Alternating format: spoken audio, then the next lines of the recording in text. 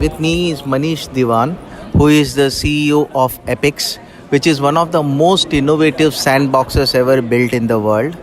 Last year, amidst a lot of fanfare, APIX was launched by the Prime Minister of India, Honorable Mr. Narendra Modi. And from then, we are just trying to understand from Manish how the journey has been and what is it that the APIX is offering. Very innovative for all the fintechs and the financial ecosystem. How are they enrolling the people? Let us try to learn a lot more from Manish. Manish, welcome to Finbizness. Thank you. Manish, you have had a 1-year-old journey where you have already onboarded a lot of interesting fintechs. How has the journey been? So thanks, Babu. Thanks for the opportunity. Hello, everyone. The journey has been a lot of feedback that has gone into the system as it stands today, the platform APIX.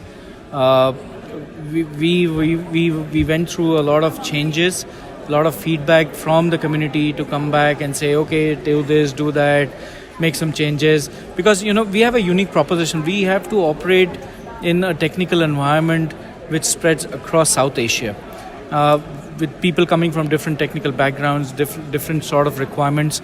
So what we have today, APIX as a platform, we went commercial a couple of months back, and what we have today is something that is truly across nations. Anybody can utilize it, whether you come from underdeveloped ecosystem or from a developed ecosystem like Singapore or India. Anybody can have access, anybody can utilize it. It is literally as simple as copy-paste. We have now officially onboarded close to about 110 plus fintechs, more than 40 plus financial institutions. And within the Singapore Fintech Festival in the last 2.5 days, we have, I think, onboarded close to about 100 more from the industry, close to 100 more, added 100 more. And we are really excited at what future holds for us. The objective of APIX, to begin with, I must say that we are a not-for-profit organization, and we are backed by MAS, IFC, World Bank, ASEAN Bankers Association, AMTD Foundation, Hong Kong, and Mastercard.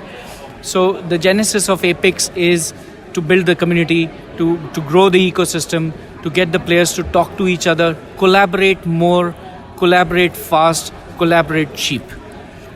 We have a marketplace for fintechs globally to come and demonstrate their capabilities. We have a sandbox for financial institutions to make use of APIs which are published by these fintechs onto their secure container, which we call as IDE, the Integrated Development Environment, where they can co-create and collaborate new products and services which they can then productionize. What we are essentially trying to do is reducing the time taken for a fintech to do a POC with a bank. Now today what our research tells us, and we talk to a lot of people, it tells us that a fintech takes 12 to 15 meetings to secure a POC. Most of those POCs are unpaid, and not more than 25 to 30% of POCs actually result in a productionized product.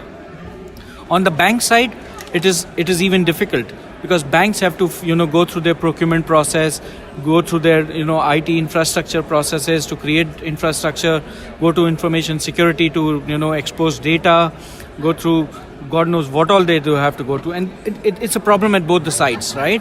Fintechs have only so much time to do something. Banks have literally so many processes to deal with. What we are doing here is, once a fintech comes on board, they publish their APIs, banks are able to literally run through those APIs and see if those APIs actually work for the product that they are looking for in a matter of hours. Literally hours, not weeks, not months, not days, hours. And that's the power of the platform. And we are hoping that we are able to drive this change in a much more way. We have already seen some success stories coming out of APIX, and we have been able to showcase some of them here at the Singapore Fintech Festival. Some of you might have seen it, and we'll continue to talk about it as we go along. How is it going to be different from the existing sandboxes of other regulators or other countries which are operating already? Okay, so we are not a regulatory sandbox. Okay, what we offer is a public sandbox as a service, right? where you come and collaborate. It does not really matter what kind of a fintech you are, where you are from. There's no restriction on geography. So I think that's a huge proposition.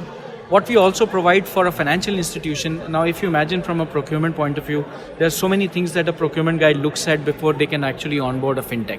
To do just the POC, forget the product part of things. We try and answer all those queries at a click of a button. When a fintech comes on board, they have to answer a series of questions which are essentially relevant for any procurement person sitting in a financial institution or any IT guy sitting in a financial institution to have a view of what that fintech does. And that essentially eliminates a lot of added weight which normally comes around these processes.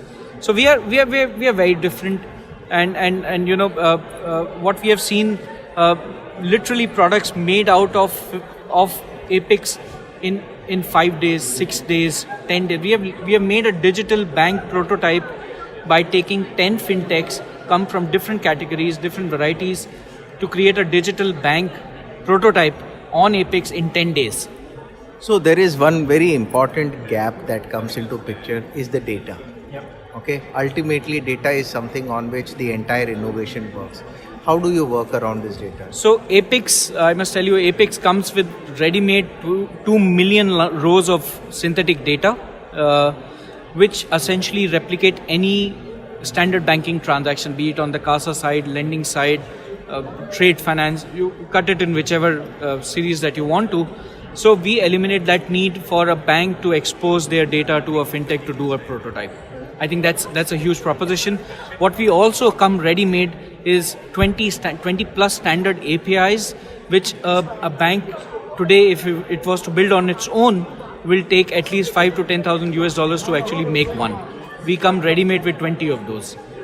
Fantastic. So what is the objective finally? I'm sure that the plans are big. Okay. What is the final objective in next 2 to 3 years? How do you plan to facilitate the fintech ecosystem and also reduce the gap between innovation and compliance put together? So the objective of APIX is inclusion. Now that inclusion is for the underbanked, the unbanked within the larger South Asia region, and there are hundreds of millions of those who need to be touched. The objective is to grow the ecosystem, to give a platform to fintechs, large, big, small, medium, whatever size, shape, categories that you work from, to give them that platform which they today kind of miss out, because like I was talking about, the road to innovation is 8 to 10 months for one single POC, and not many fintechs actually survive that path.